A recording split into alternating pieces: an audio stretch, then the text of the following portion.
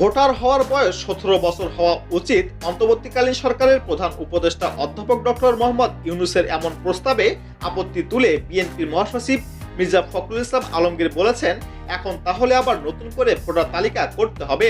আপনি প্রধান উপদেষ্টা প্রথমেই বলে দিচ্ছেন ভোটারদের বয়স 17 হলে ভালো হয়। আপনি যখন বলেছেন তখন নির্বাচন কমিশনের ওপর চাপ সৃষ্টি হয়েছে।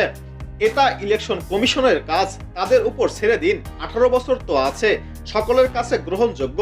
যদি কমাতে চান সেটা ইলেকশন কমিশন প্রস্তাব করুক, রাজনৈতিক দলগুলোর সঙ্গে কথা বলেন। তিনি বলেন, এভাবে না বলে স্টেক হোল্ডারদের সঙ্গে কথা বলে এই বিষয়টি নিয়ে আলোচনা করা উচিত ছিল।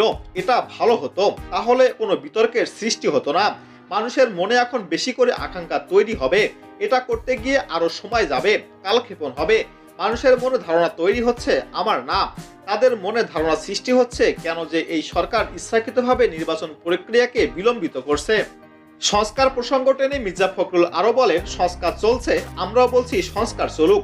সংস্কারের জন্য 6টি কমিশন করেছে সরকার, কাজ করছেন, কিন্তু তারা কাদের সাথে কাজ করছেন এই প্রশ্ন করেন মির্জা ফখরুল।